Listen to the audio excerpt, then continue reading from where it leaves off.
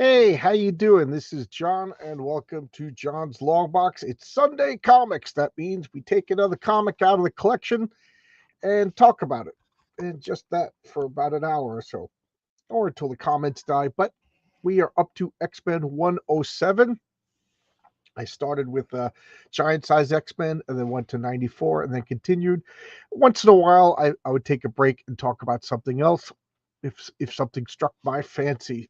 But well, back to the X-Men. I kind of want to just do the X-Men for like the whole Chris Claremont, John Byrne run, maybe to like 150 or so.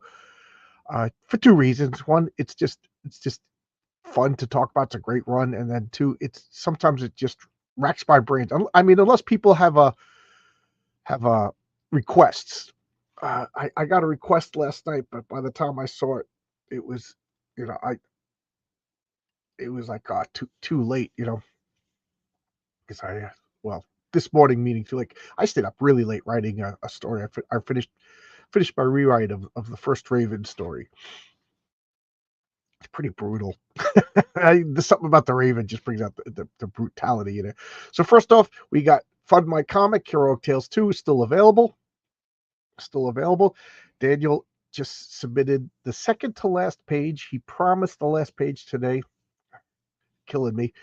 And I already got it's all scripted, lettered, except for the last two pages. I got an editor already reading it, and I said, the last two pages will be script. Have the word balloons and everything, pop, and then we're gonna just tighten up the dialogue, and and the and then as soon as the last pages, we can start formatting it, get it out, get it shipped. I'm trying to do everything in super fast time. We got Matt Bauer in the chat. How you doing, Matt? How's everything? Uh, Good morning. I don't know if you're up late or up early. I don't know how you live your life. Me, I stayed up. I stayed up till 4, went to sleep, and then just woke up and need some coffee. That's the way I am. I get like creative bursts. But the Raven, the first story for the Raven's been in outline form for years, and then I was just like, how do I end it? How do I end it? And then I just had I find it funny, a funny image to end it, and that was it. Hey, Jimmy, how's it going, Jimmy? You see the stack of your books that you just dropped off right here? I've been doing videos on them, talking about them, looking through them. Thank you. As soon as I'm done, it looks like I got maybe two more videos.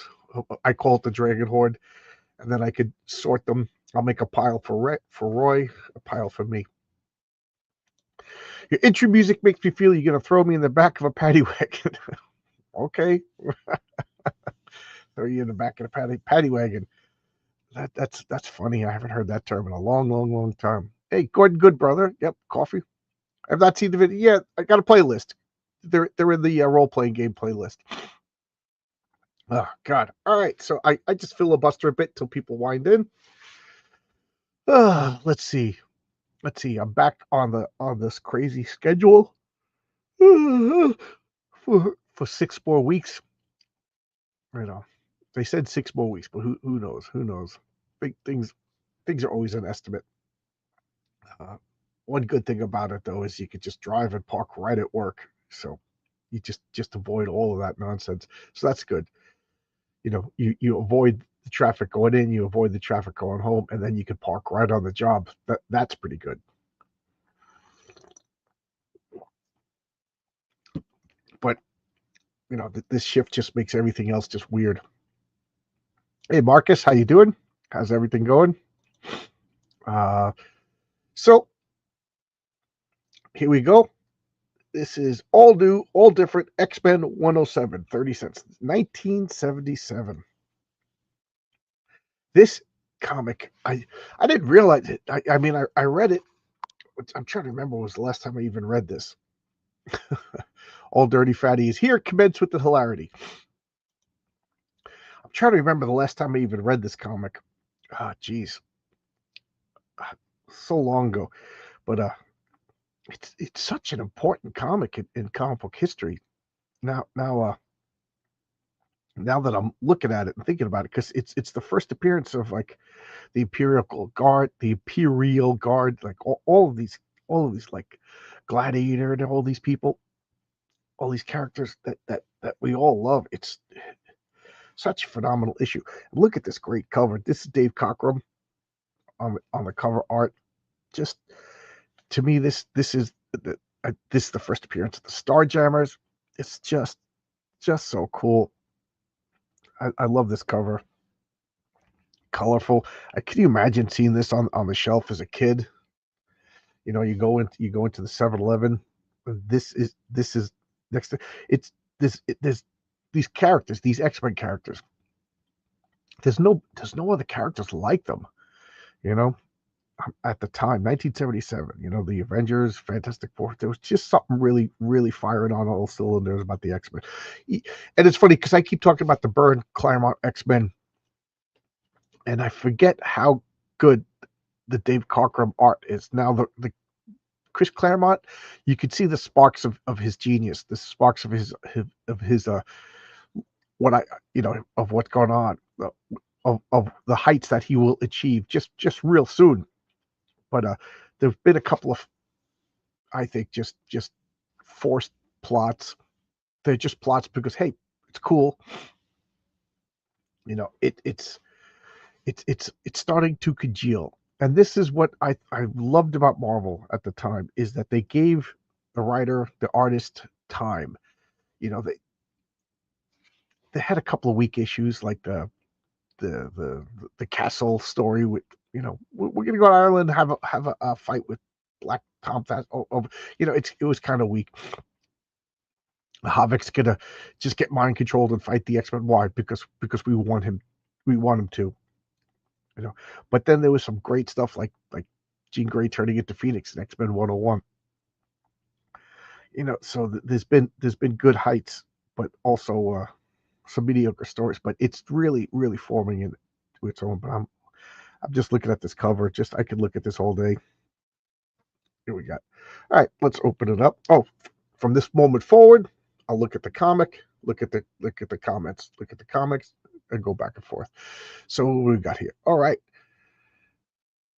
Parking on dirt lots? No, it's not a dirt. It's actually at the airport. It's gonna, you know, there's going to be it's like a huge hangar, so we could park right on the tarmac.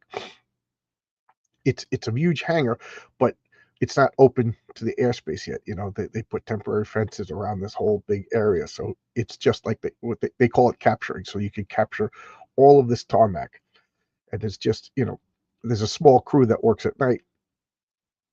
So we could just park right there, and then 10 o'clock, whatever time we leave, we just take off, you know. And then in the morning when 300 guys show up, they can't park right there. They have to park in a lot far away and take a shuttle bus. So I don't have to deal with that. Ben Samar, voice actor. Good morning. How are you? Good morning, everybody. The Empirical Guard's not a bad name. That is kind of funny. A bunch of scientists. The Empirical Guard. That's pretty clever, actually. I can't imagine coming up with exciting X-Men stories monthly. Yeah, it's rough. It's a rough gig. That's why the great runs are so fondly remembered. And it's why it's important to hire people based on talent and merit rather than identity traits, you know. All right, let's go. Let's open this up. It's funny because it's so dark down here, but when I look up on the screen, it's so bright. But tell me you can't see the you know, John Byrne, the proto John Byrne. You know, this is Dave Cockrum. So we got Chris Claremont, the author, Dave Cockrum, artist, Dan Green, inker, which is, you know, I wasn't a big fan of the inker. I forget whose name it was in the last couple of issues. Joe Rosen, letterer, Andy Yankees, colorist, and Archie Goodwin, editor. And I'm just looking, like, especially this Cyclops. You could see like the John Byrne. You know, you could look at that. I mean, the Wolverine. I don't see John Byrne. I don't see John Byrne in the women, Wolverine, or Banshee, but I do see John Byrne in these three down here. So that begs the question: was John Byrne picked because their styles were so familiar, or did John Byrne, you know, twist his style to look like this? I don't know.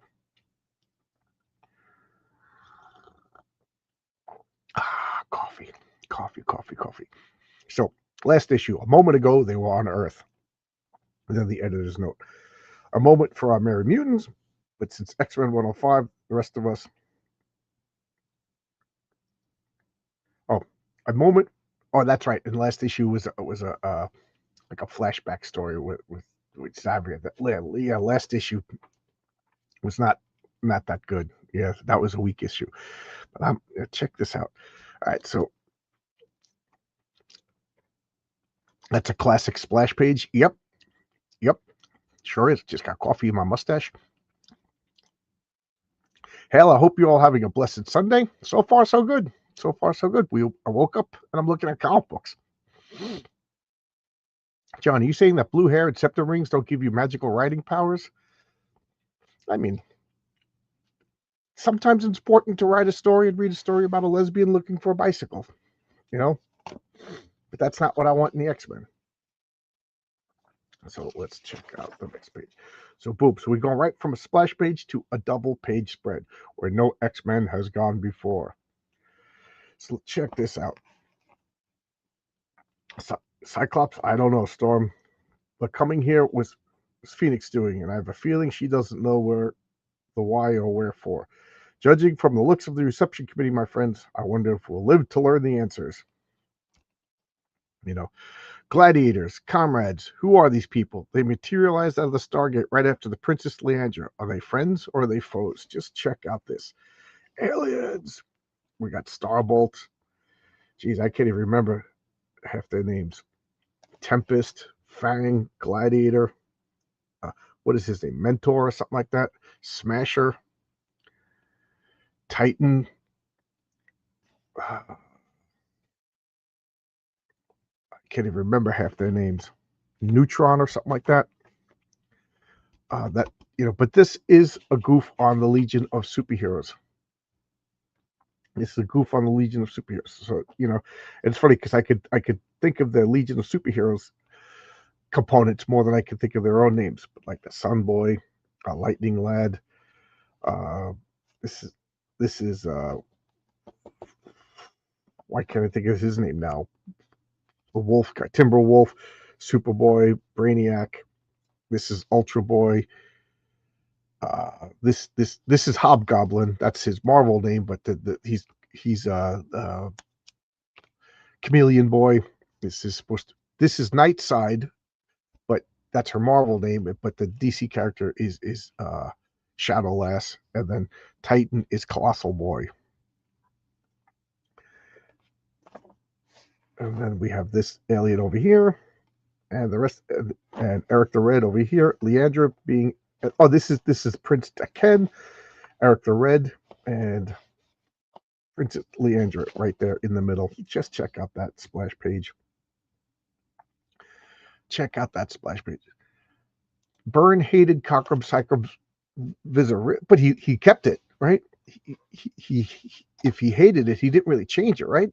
It still looks the same as I scratch my back. Gordon Goodbrother. I read John Byrne said that the company could take a Dave Cockrum sketchbook and devise an entire publishing. Yeah. Dave Cockrum. I've said this a million times. I'll say it one more time. I don't think he gets the credit he deserves for costume designs. Just amazing costume designs. Just look at all of this. Just look at all these costumes. I'm trying to think which any of them bad? Any of them bad? No, like hers is a little weird, but it's still cool. I'm trying to think if any of them are bad. No, none of them are bad. No. The worst one over here is Prince Daken, the Leandra's brother, but he's not a superhero. That's just like royal clothes. Just so cool. Scratch your back with Excalibur. Just saying. And let's turn the page. We got these ads over here. I love all this stuff. Again, every time I see this, I just can't help but wonder, like, Anybody check out, you got homework, okay? John's Long Box homework. Go check out your newest comic that you bought from Marvel or DC and report back on what kind of ads are in the comic. I wouldn't even know. Because the ads are what paid for the comic for the most part and made them so cheap so that we could afford them as kids. They don't, it's all house ads, so they're not getting that revenue, so they got to make up that money somehow. So they're like, what? How much is a modern Marvel comic right off the shelf? I don't even know.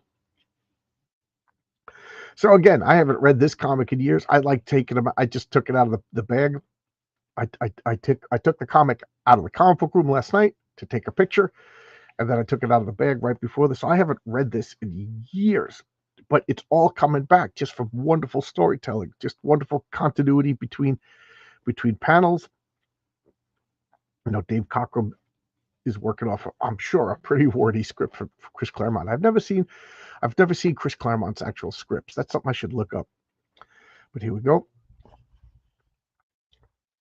I am the Gladiator, praetor of the Imperial Guard, and you are surrounded by that guard and outnumbered. The princess they seek is the traitor to the Empire and a prisoner. We will not give her up. Then we'll take her. Oracle. Yeah, so that's Oracle. She's the analog of Saturn Girl. Then we'll take her. Oracle, look out. That man called Cyclops. His energy beam has felled Mentor. Mentor is Brainiac. He'll pay for that, Oracle, I swear. Or by China, I'll crush his life from his body with my Imperial's attack. So boom. Shazak. That just makes me laugh. Shazak. That's a great sound effect. And it begins. So it's just a melee over here. I wonder, because, again, I'm just thinking, because last night I stayed up way too late writing the script for Raven. And for those of you who don't know, Raven is like, he's a Batman Punisher kind of guy. He's a real violent, non-powered vigilante, teetering on the edge of mental breakdown. So I kind of choreographed the fights, and this sounds so arrogant, and I don't mean I keep in mind I have one comic book out, and another comic book right on the precipice of coming out. But like, I've read other people just say fight scenes, and they'll just say like 2 pages of fight scenes, but they don't script it out, and they let the artist do that. And I'm not here to say what's right, what's wrong, but I just can't do that. Especially when it comes to Raven. I've written 2 Raven stories. I've written one which is going to be his 3rd appearance, and Ron Musicki is drawing that. And then last night I drew his 1st appearance, so I got to make the 2nd story that bridges the gap. And I was just very aware of the fight sequence, and it's got to be exciting. And and I'm also just aware of, like, you can't just write this guy punches that guy punches this guy punches this, and then that guy falls down. You know what I mean? Like, but you gotta like make it visually exciting. So I'm just looking at this panel. Did Chris Claremont just say they fight? You know what I mean? Because there's nothing in particular. You got Fang over here, you get Nightcrawler up here. So I mean, I would trust Dave Cockrum to make it exciting. But like, is there like this is just brawl for the serve. This is just like adventure, excitement, but it doesn't serve the story other than conflict. Like, I'm very aware of the fight. Like, I want each fight to be like dramatic, exciting, conflict, kind of original. Like, oh wow, that's clever, because you could just have this guy A punches guy B punches guy A, back and forth until one of them collapses. But you want to make it exciting. So I just see this as just like throwing 2 teams together, show their powers, and it is cool. You got Starbolt throwing fire over here, Storm whipping up lightning, Colossus just punching. Who is he punching? Smasher. Banshee just standing there confused. And then we got another panel that is, you know, a little bit servicing, like, you know, Storm saying scatter them, keep them off balance. But then Wind Rider, what was the last that happened? You know, we barely have time to catch our breath. You know, well, Summers, and over here we got Wolverine. Just, you know, and it's funny, like Wolverine. Everybody loves Wolverine, right? But like when Wolverine's in a fight, they should just be mayhem, blood, carnage. You know, he's Knife Man. That's his power. My power is I stab people. They should be guts. I know. It's 1977 and it's all ages comics, but like they should show some of the Imperial Guard just being like, you know, take him out. Like he's playing for keeps. This, you know, you could always argue that Cyclops is holding back. You could argue that Colossus is holding back. You know, Storm's using wind to keep people away, but Wolverine is stabbing people. You know, you don't just like I'm gonna lightly stab people.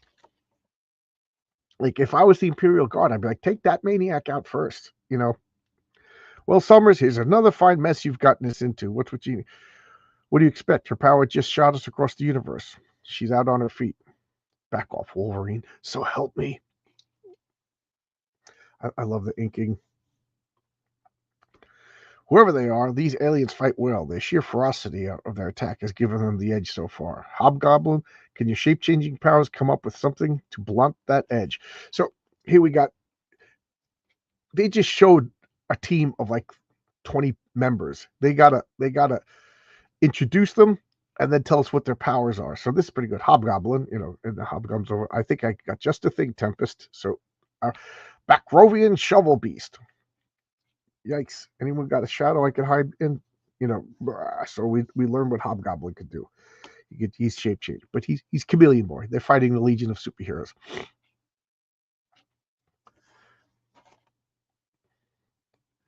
Let's see. Oh, a lot of comments. Omnipro, good morning. How you doing, Omnipro? I don't buy Marvel and DC. I know. That's why I'm at. It's $4.99, so $5. $5 for a comic book. $5 for a comic book. I don't know. What do you guys think? Is $5 for a mainstream comic book for Marvel and DC? Is that reasonable? I mean, it ain't 30 cents, because 30 cents even at the time wasn't a lot of money. You know, even at the time, like kids had 30 cents. You know, does a sixth grader have? And I not only, now that I think about it, like I would go into a candy store and I could buy like 2 or 3 comics. And it's 1977. I was 9 years old. You know, I could go into a comic candy store and buy like a comic book or 2.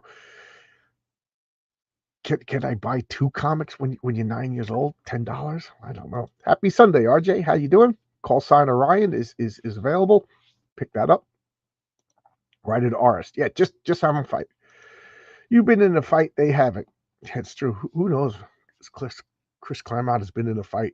Dave Cockrum, I don't even know what Dave Cockrum looks like.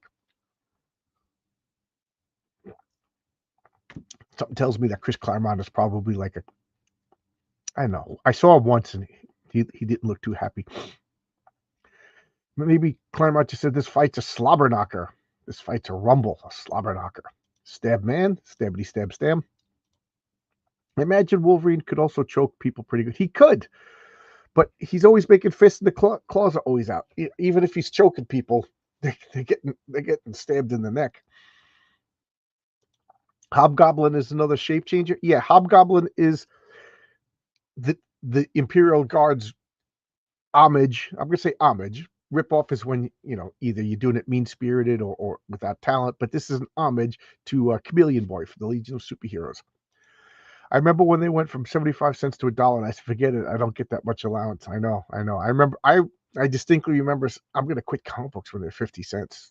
When they're 50 cents. Can you believe it? John could come out of those shops with a greasy bag of licorice and 2 comics. I never liked licorice. I never liked Nick. Oh, it's so Dave Cockrum was in the Navy, so he's been in a fight or two. There you go. Pacific Comics, the collector's best friend. See, again, I wish I wasn't so stupid as a kid. I see all of these. ads for back issues.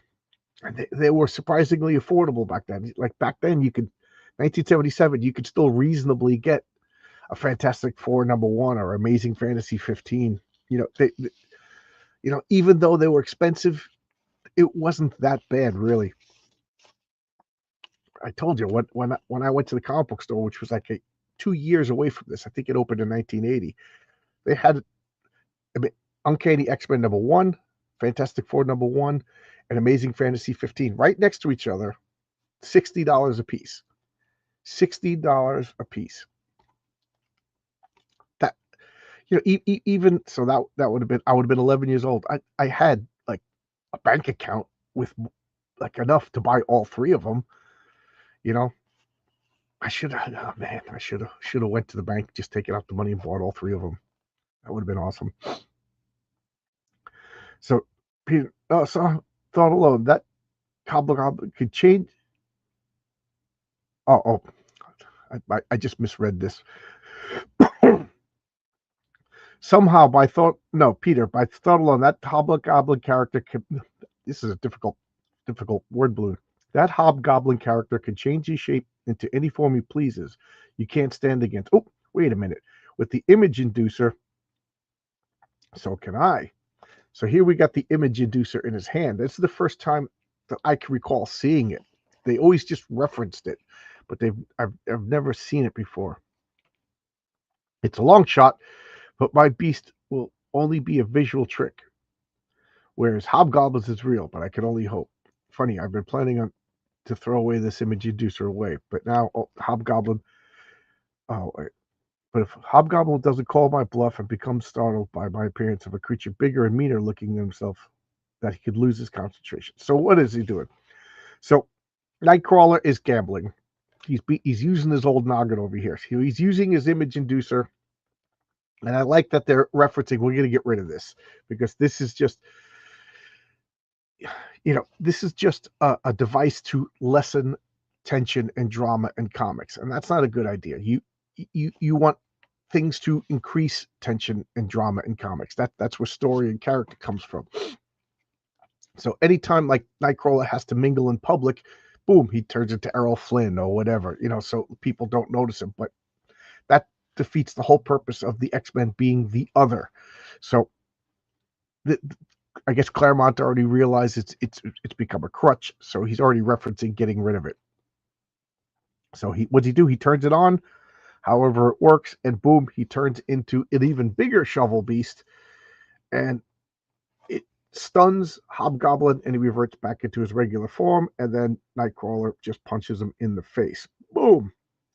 Wish I could do that. Too bad. We'll never get to be friends. He can actually change his physical appearance. That's wonderful. I wish I could do that, but it's too bad. We'll never get to meet his friends. So here, Nightcrawler lamenting the way he looks, makes you feel bad for him, a Pinocchio character. Now, at the risk of being arrogant over here, if I had a shape changer character, for the most part, if a human, okay, let's how much do you think this Hobgoblin say? I know he's an alien, but let's just say he weighs 225 pounds. Okay, that's the weight of Arnold Schwarzenegger when he was like ripped, right? So Arnold Schwarzenegger was like 6'2", 225. So that's a fit, muscular human, and he turns into this big shovel beast. Now, what I would do, I just can't help but think logically. Where does this mass come from? He doesn't get it. So he just swells up to that size. So he looks like a big shovel beast, but he's still only 225 pounds. So he's not that much stronger. It's all appearance. That's what shape change would do to me, if I was to have it. Unless you have some sort of magical or whatever, like your mass doesn't change. Like what you do it is you're mimicking. Like, so if you turn into a big concrete monster, your shape is just changing. You're not really a concrete monster. You're just something that looks like a concrete monster. Becoming a concrete monster is, to me, more than just shape change. So if I was Nightcrawler, I'd be like, okay, he's big and everything like that, but I would have him notice that he's stepping and he's not really making that big of it, because it's 225 pounds dispersed over these gigantic paws. So he's not making footprints or something like that. I would have him notice something like that and then just be like, okay, cool, I'm gonna go and knock him out.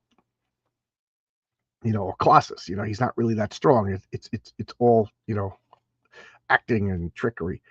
So unless unless you establish that like the mass and everything like that changes, that's just me though. I can't help but think of powers like that, and that comes from years of playing this role-playing game. Because to change your mass is another power, So there you go. So now we got goblins down 2, and that clawed alien Wolverine is going in for Oracle. My mental powers aren't stopping him. Behind him, it's Starbolt. So they're all shouting their names at each other in the midst of combat. I like that. That's giving us who they are. And Starbolt. So Starbolt already shot beams. Oracle, it's got mental powers. Assassin, you dare threaten the woman I love? And that's funny because Sunboy is with Saturn Girl. Fall, Wolverine, before the unfettered fury of the solar firestorm. Blah. So Starbolt fires this star energy, the stellar energy, fire, heat, flame, whatever. Goes to burn him. Well done, Bolt. I think you've singed this whiskers and taught him a well-deserved lesson. So Wolverine's like, he's naked and crazy. What? Ladies, anyone learning any lessons from you and your flame-faced buddy? Short and sweet, honey. Nobody laughs at Wolverine. So he grabs her by the tunic and throws her. Even Wolverine, in his flame-baked fury, isn't going to stab a woman. I mean, right here, he could have just stabbed her right in the chest. So, there you go. He's hurting from that flame blast, but I can't let him bother me. I got to keep trimming the odds. And here's this fight gets too good to miss. You, Furface. Yeah, I'm talking to you. Wolverine needs a target, fella, and you've just been elected. So here you got Wolverine, naked with his boots on and gloves, going after Fang. Boom, boom, boom. Now, so far, there's been no mention of Wolverine's regeneration powers. So, now that doesn't mean he doesn't have them. Does Chris Claremont think that he can regenerate? And there's just been no reason to bring it up, or he's keeping it a secret, or is it something that they're going to think of later and give to him? But right now, this would have been a good opportunity to show that he can regenerate. They could have had him all burnt and charred, and then every panel see him getting a little bit better. So I am of the opinion that as of right now, meta wise in the writer's mind, he doesn't have this power yet. Retroactively, he always had the power. It kept him young and things like that. But you guys know what I'm saying. Like, he doesn't have the powers as written into the script yet. So boom, there we go. Let's check out the. Let's go check out the comic.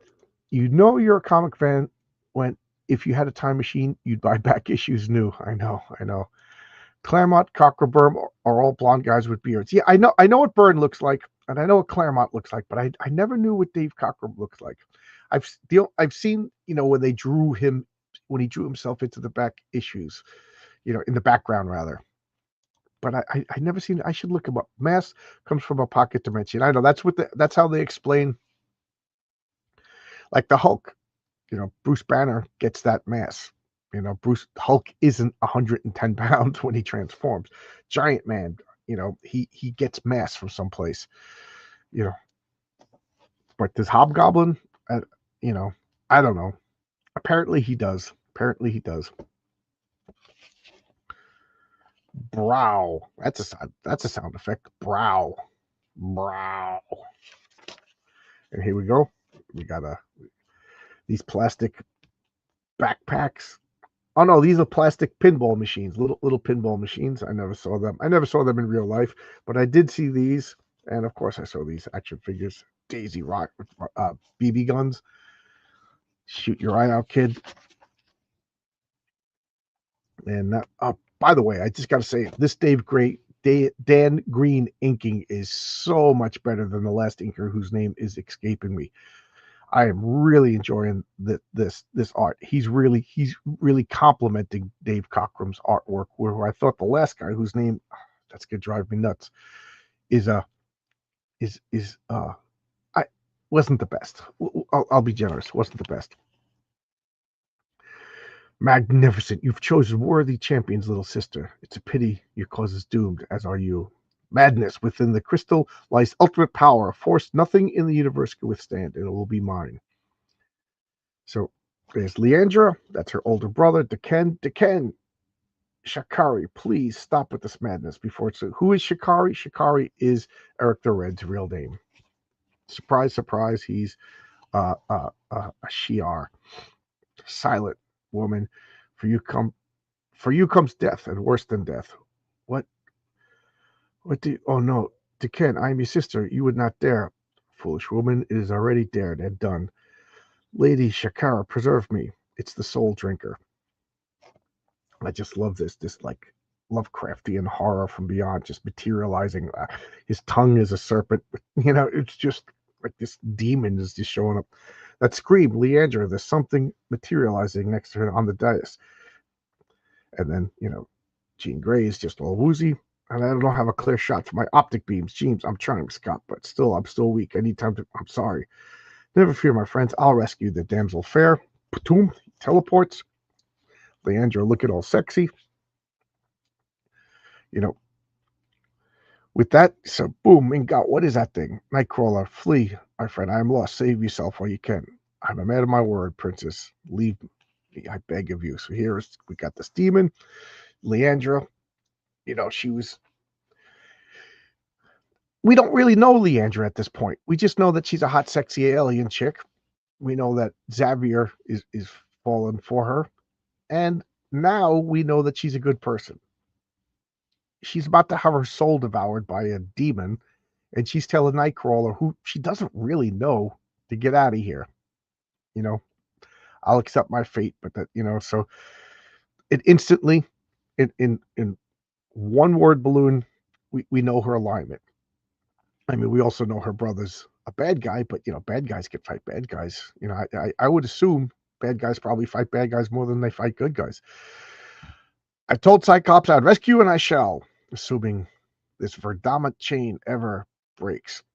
So she's chained. She's the sacrifice, like Bride of Kong kind of thing. I always just... it's kind of funny, It's these monsters, Kong, whatever, they always like sexy chicks. You know what I mean? You never give them a fat guy. You never give them... I guess they do sacrifice criminals, but like it's always a sexy chick. Like, why would this alien benevolence need a sexy chick? There you go. Leandra's free. Curse that two-toed alien. I summon the soul drinker to take only one specific soul. Leandra. So is this sorcery? Is this science? Get over there, fools. Make sure that demon takes my sister's soul and none other. So we got this freaky looking robot over here, this insect looking guy. Let's go, princess. I think we just worn out our welcome up here. What's the matter? I can't. She's petrified with fright. That soul thing must have her in some kind of mind lock. A mind lock. Marcus says, I've sat next to Dave at my first con. He was a heavy, burly guy. Yeah. Okay. Superhero merchandise. Who did that ad? Yeah. They became Heroes World. Let's check this out. Next page. So we got, Nightcrawler teleports into the middle. Blast. The demon behind me, the bug-eyed types charging up in front of us. No way out. So what's he do? He teleports, grabs the hot chick, teleports away, and the soul drinker stabs this one-eyed robotic looking thing. And he just gets destroyed. Nightcrawler, you made it, barely. Never teleported with another person before. Didn't realize the strain. It would be so great. Anyone larger than the princess, I think it would have killed us both. As it is, I can't even stand. So I love that. The superheroes are establishing their limits, their logical limits. So Nightcrawler teleported, grabbed Leandra, teleported away. Boom. This was the first time in comic book appearances, in comic book continuity, that Nightcrawler teleported with anybody. And the strain was rough on him, rough on Leandra. And Leandra wasn't in, forgive me, my nose. My wife has been getting over being sick all week, and please don't give it to me. So, he's pretty much exhausted. He needs to catch his breath. I like that.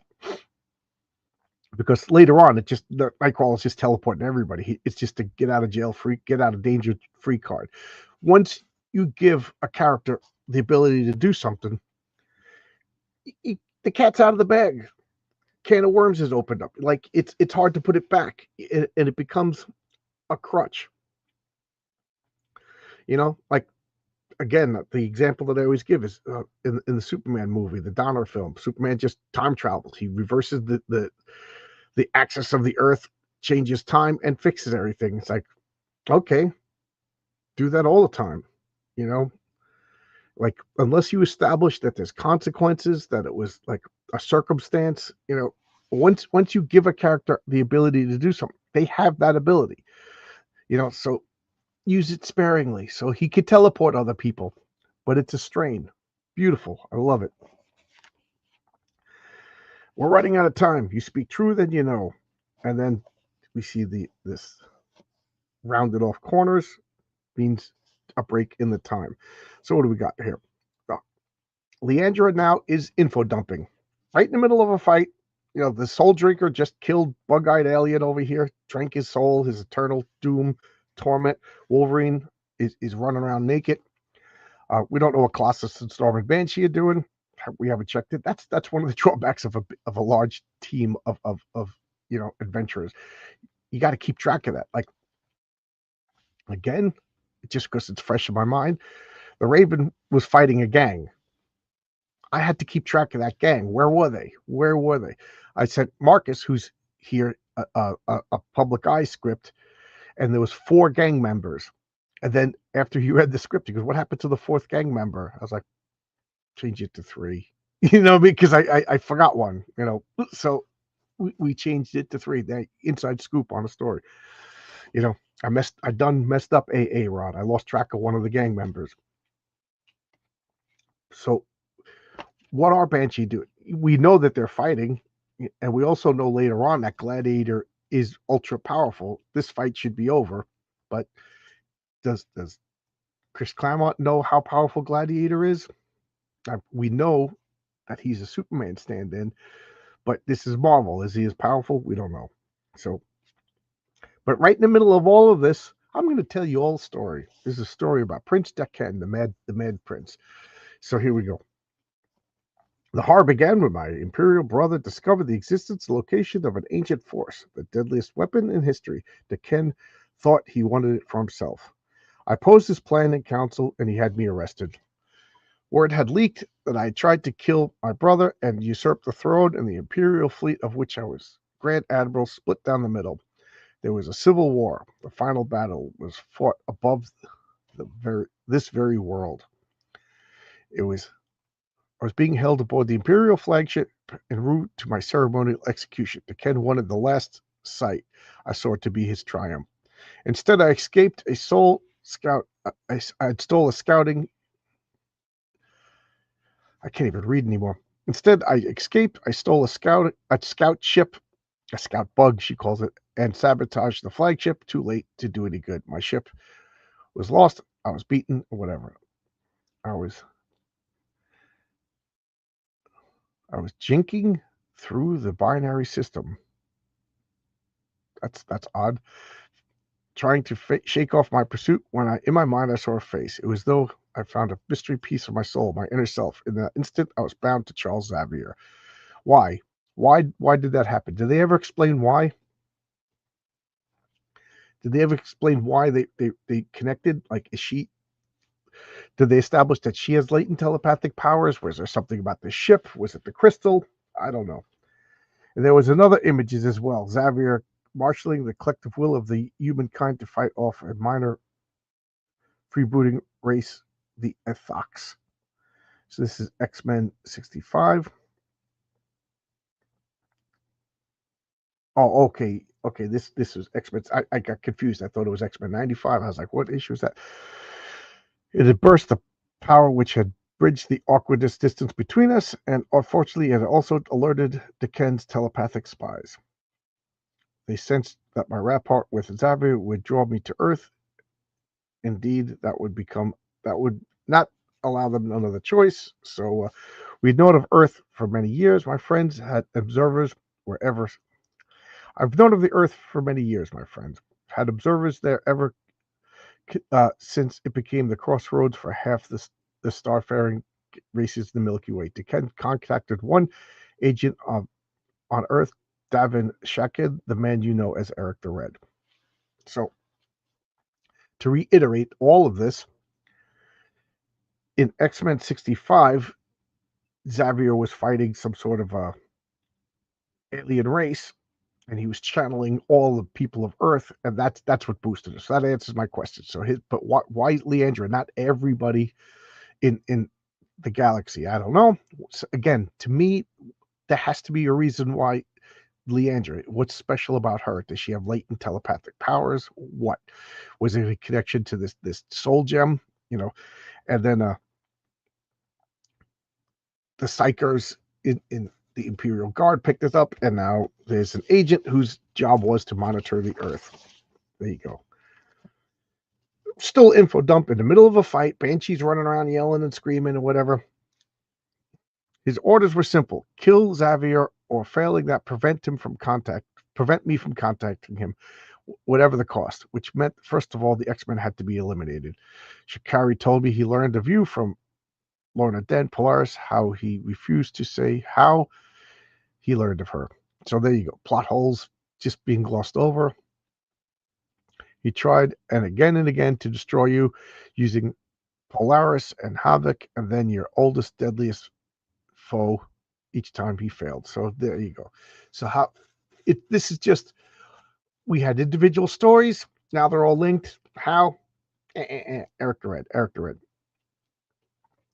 With Firelord unwittingly and finally succeeded in capturing me, he thought he'd won until Phoenix's power sent you through the Stargate after me.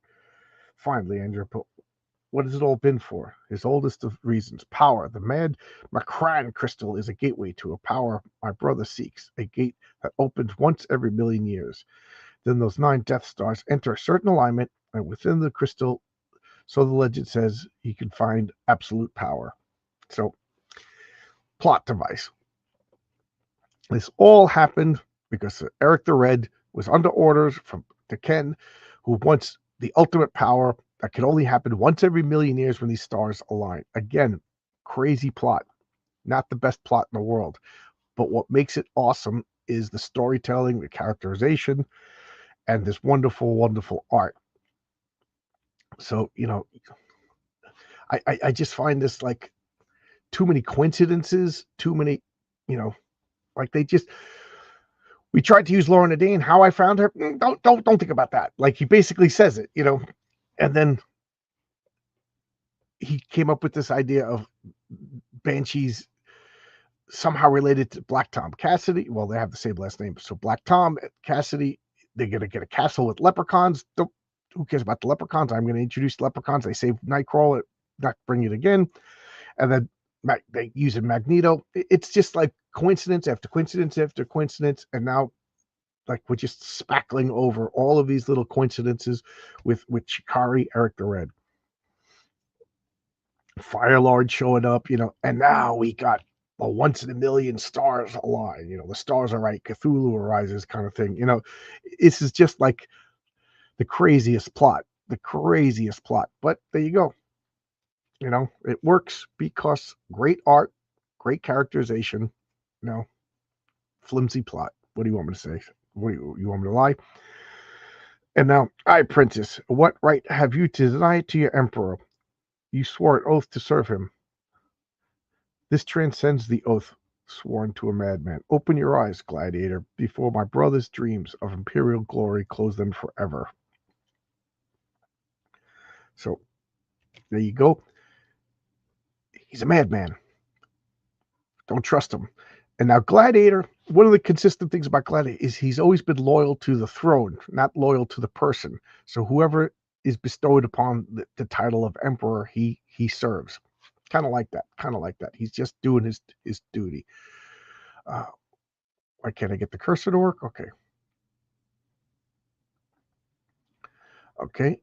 R.J. Williams, sexy aliens might be a throwback to explorers back when English sailors encountered topless island women. Yeah. You know, I mean, that's just one of the things. You go into space, the men are nasty, the women are sexy. You know, it's been happening since Star Trek. You know, it's always going to happen. The more worthy the sacrifice, the more powerful it is. If people themselves are not at least a little sacrifice the victim, that is really good point. Excellent point. I was just reading about the Aztecs. I keep flirting with an idea of a story like a set of the first Englishman to ever actually meet the Aztecs, and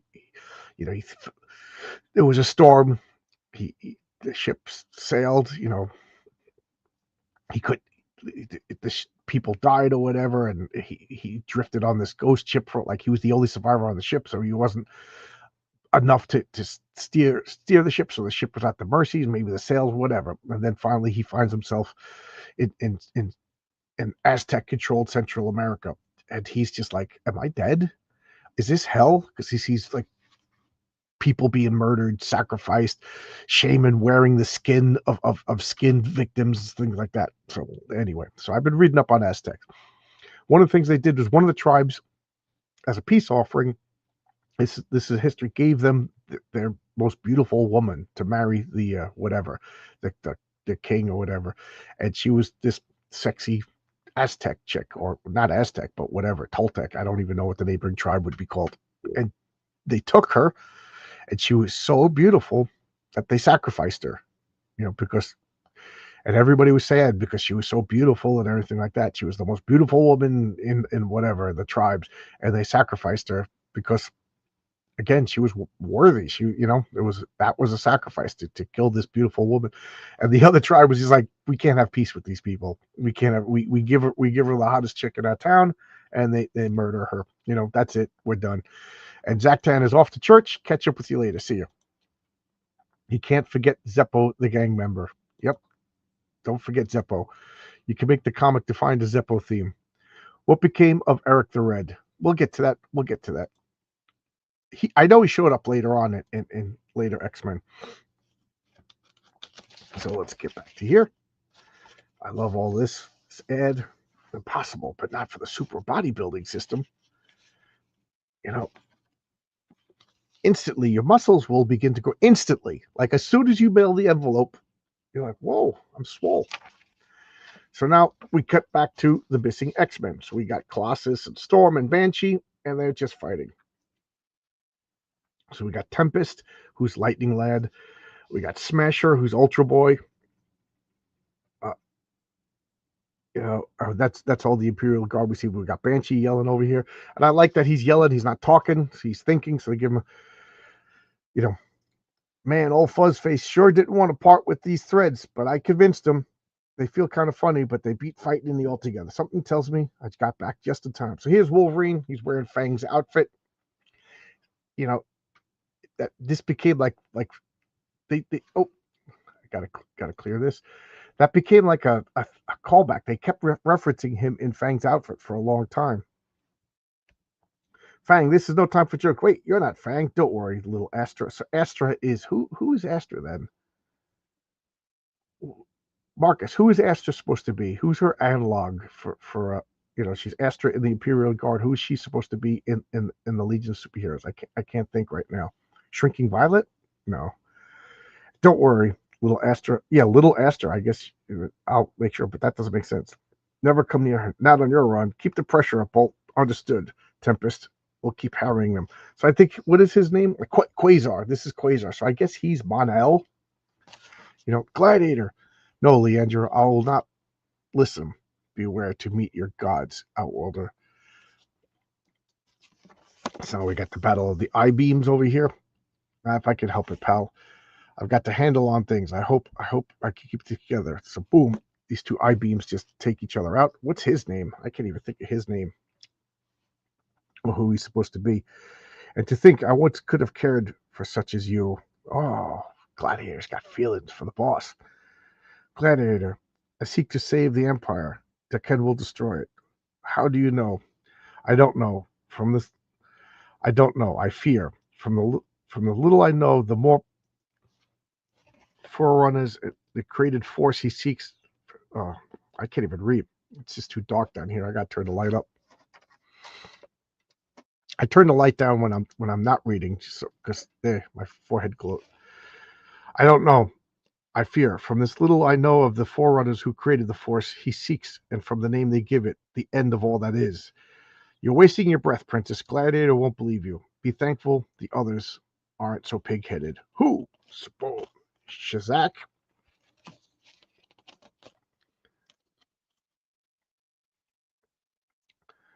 What do you say?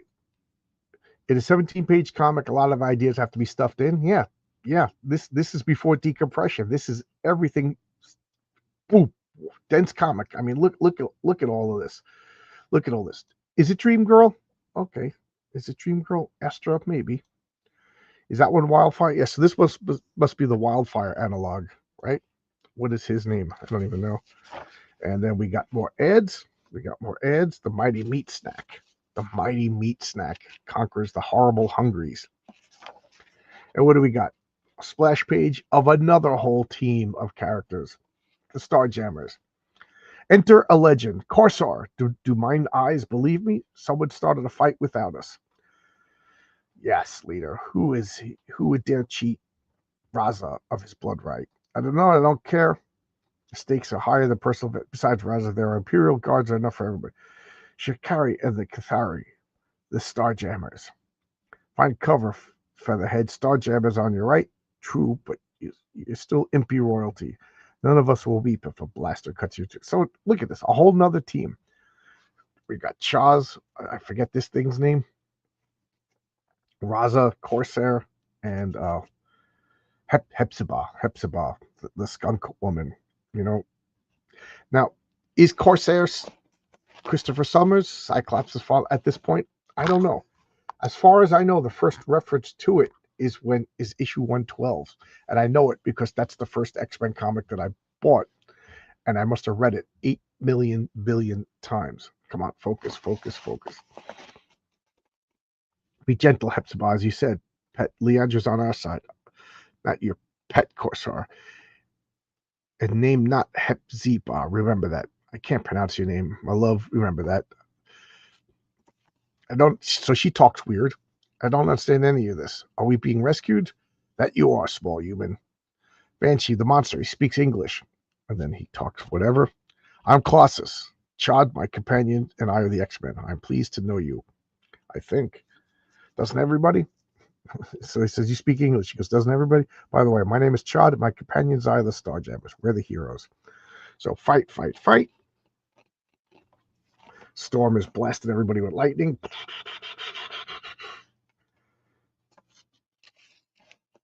Zaka cow. Dream Girl. Maybe. Yeah, Dream. Oh, I already saw this. So no new comments. So I can just go through the page. Weird World. The original Star-Lord. Baseball cards at the bottom of the cupcakes box. You take the cupcake box, and when you're done eating the cupcakes, you cut out the cards. I wonder if somebody must have collected them. Not bad, folks. I've done some heavy stomping in my time, but this takes the cake. Wolverine talks in cliches. Hey, One Eye, we got what we came for, right? That princess chick. How about we head on home while we got the chance? Nice day, Wolverine, but it ain't that easy. I must be getting old, Fighting like this used to be a lot more fun. Your pet Chad, it's very neat. I know you're not so bad yourself, human. It's a big old fish lizard. Cease thy pleasantries, Lomax. This battle is far from one. Take more than one salvo to finish the Imperial Guard. Raza's right, I'm afraid, and I suspect we're all here for the same reason, to stop the Emperor and get down to business. Fine, and Corsair, thank you. No sweat, pal. I'd have been here sooner if we hadn't had to sneak our way in. So I'm reading all this because I want to see if there's any reference to Corsair being Cyclops' father. I can't remember. Oh, and I stand corrected. Very next panel. American slang and accents this far from home. I've heard of coincidence, but this is ridiculous. So this is Jean Grey speaking over here, Phoenix. I better do a fast mind scan just to make sure we're in for no surprises. No, it can't be. Oh, Scott, it is him. Ta-da! So here we go. He was Cyclops' father from the beginning. Cool. That's cool. Do your worst, fools. It'll make no difference. My people are feline to Ken, and cats eat birds. Now, why does she say that? Why does Hepzibah say that? Because the Imperial Shi'ar, that's not hair, that's feathers. They're evolved bird people. You forget, barbarian, that my avian race conquered yours and made you slaves. And I shall conquer you. Look to the sky, Cretans. You're too late. The Death Stars are aligned. In a moment, the gateway will open, and ultimate power will be mine. And as if on cue, the stars line up. The light shines into the MacGuffin, pouring into the Macran crystal like some gigantic waterfall of energy. The plot device whirls, clicks, drama unfolds, and here we got Dr. Corbeau.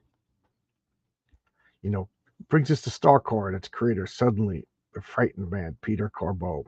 I just love all of these secondary characters when they reference them. For those of you who don't remember, Dr. Peter Corbeau was the main scientist in charge of Starcore, the satellite that orbits the sun and monitors the sun. I just love that. He's referenced a few more times, but he this is like his fourth or fifth appearance. And what is he doing? He's talking with Reed Richards. I know I felt that effect on Earth, but what could have caused it? I have no idea, though I have some possibilities, but I can't tell you what will happen if these cosmic blinks keep up or get worse. The very fabric of space-time will tear itself apart, and the universe will die. So the stakes are ultimate. So the madman to Ken, the mad emperor of the Shi'ar, he's doing, Cthulhu type stuff. He's going to destroy the universe for a glimpse of cosmic power. And then we got toy soldiers, we got prize caches, and we end on a cliffhanger. And then we got Orca, Richard Harris and Charlotte Rampling. Look at that.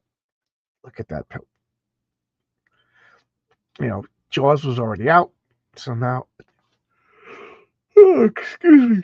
It's time for all of the copycats, because that's what Hollywood does. You got one hit, we got to start copying all the other hits.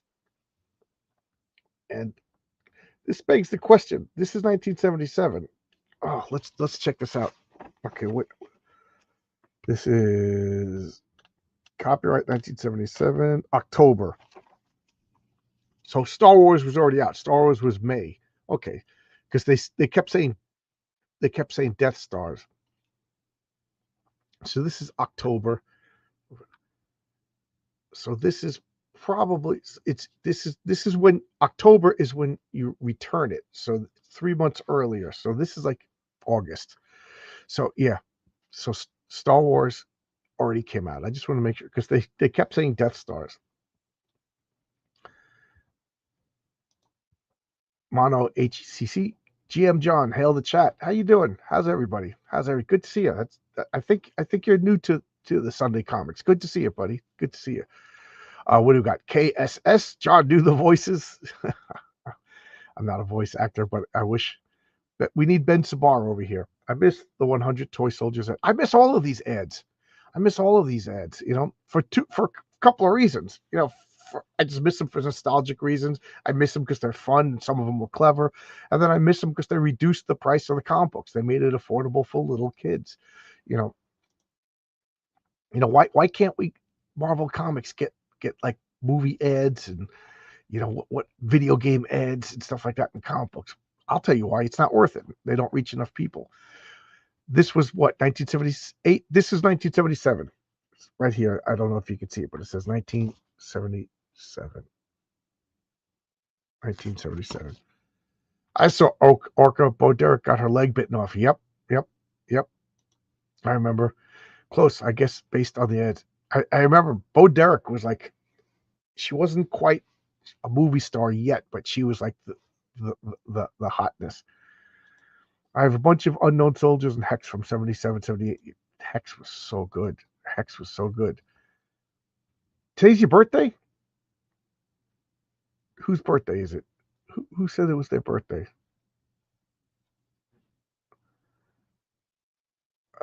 Whose birthday is it? Because it says happy birthday Marcus, and this says happy birthday KSS. Heroic Tales 2. Yep, it's still available. It's in demand. And I already brought you up to speed for that. So here we go. It's ends on a cliffhanger. This story is putting together all the pieces of the puzzle. And as far as I'm concerned, there is like a lot of spackle to keep this story together. It's exciting, it's fun, it's imaginative, it's everything you want from a comic book. And I didn't realize when I was a kid how flimsy this story is. But it didn't matter because it's fun. The rule of cool overwhelms this story. It's just fun, exciting, all of these characters. There's wonderful art, but it really, to examine it, like this is the kind of thing, like if the internet was invented, oh my God, this would have been savaged. You know what I mean? If there was an internet back then, look at all these coincidences and stuff like that. Now, yeah, I think coincidences are a bad way to plot a story, unless your story obviously is about coincidences. Like one coincidence is fine. The guy looks up and he happens to see, Marcelo Santos walking down the street like Bruce Willis. That's fine. But 3 coincidences, that's just too much. Even 2 coincidences, all right, yeah, whatever. But like, and then Eric the Red, he was mysterious, so he was just used as MacGuffin to patch together like a bunch of stories that really didn't have any connective tissue. But it works. It made for a memorial comic that gets referenced for a long time, and it gave birth to the Imperial Guard, the Starjammers. We fleshed out a lot about the Shi'ar. I don't know. Who's your favorite empire? The Skrulls, the Kree, or the Shi'ar? I gotta say, I think I like the Shi'ar the best, with the Kree slightly behind them. It's not my birthday, John. It's an old joke. My birthday is December 28th, the same as Stan Lee. I didn't know Stan Lee's birthday was December 8th. Super old. Comics do need the ads back. The ads 100% kept comic books affordable for kids. Yeah, that's exactly it. So I'm done with the comic. This is one of my favorites so far. I think I like X-Men 101, and I like this. In these early X-Men, this is just a gem. This is just so good. It's nonstop action. The only criticism is just right in the middle of a fight, we get info dump. But that info dump was fun. Again, if this was written today, oh my God. Right in the middle of a fight, you have an info dump. This story is paced together by all these coincidences and whatever. But we were blissfully unaware of the armchair critic back then, and 11-year-old me would have just and did devour this and love this. So good. So there you go. I got nothing else to say. I got nothing scheduled for this week because I wasn't sure what I was going to be doing for my time. I know that Telepathic Bunny, myself, are going to do a theology, and Luke Stone wants to join in on it. So I want us all 3 to be there. The problem is Luke is the busiest person in the galaxy. Cooper is willing to be flexible. He's going to be flexible. He's flexible with it. But me and my freaking schedule this week is just a crowbar, not a crowbar, just a roadblock to this. So that's the only thing I have scheduled or in the pipeline this week, except for next Friday, which will probably be midnight. We're going to do It's Clobbering Time. We're going to talk about the sidekicks. So when I can this week, I will do more of these dungeon hordes, this pile of dungeon or dragon hordes, these Dungeons Dragon books. I can't even do a back issue Bonanza or anything like that, or comics, because I haven't been reading that many comics. I haven't been buying that many comics, just because this work schedule. Just I wake up, I just want to get ready for work, and then I come home and I go to bed. So we got more of that. So I haven't even been reading that many comics this week. So I don't know what else to say. That's my schedule for the week. My schedule for the week is I got nothing planned.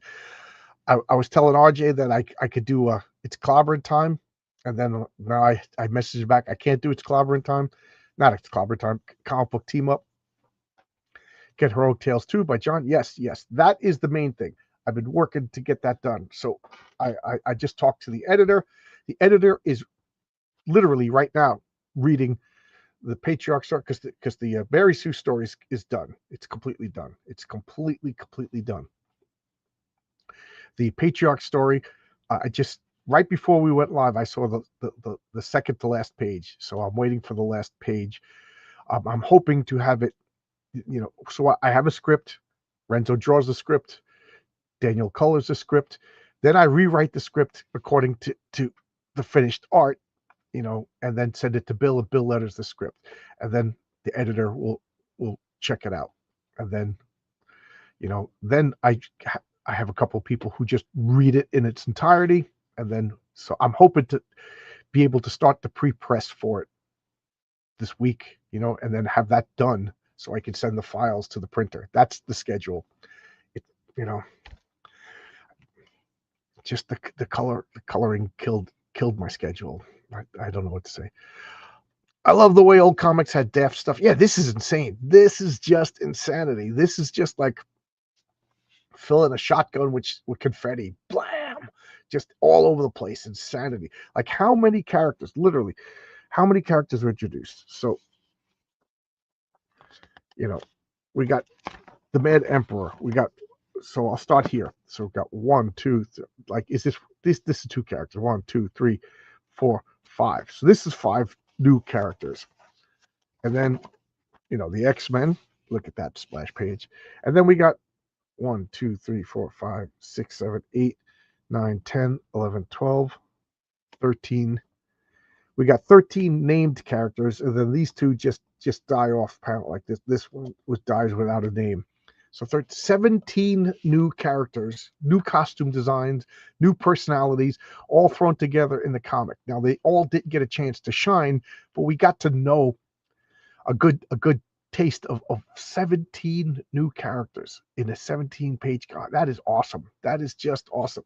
That is why I'm willing to forgive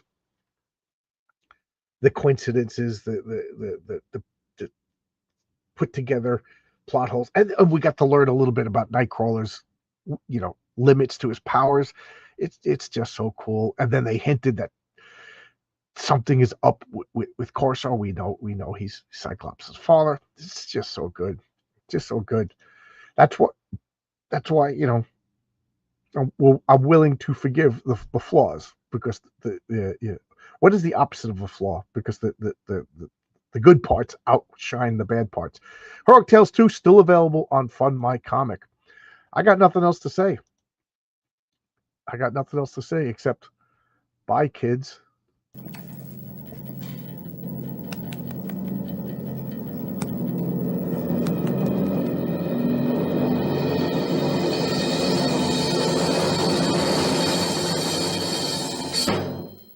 Goodbye, kids.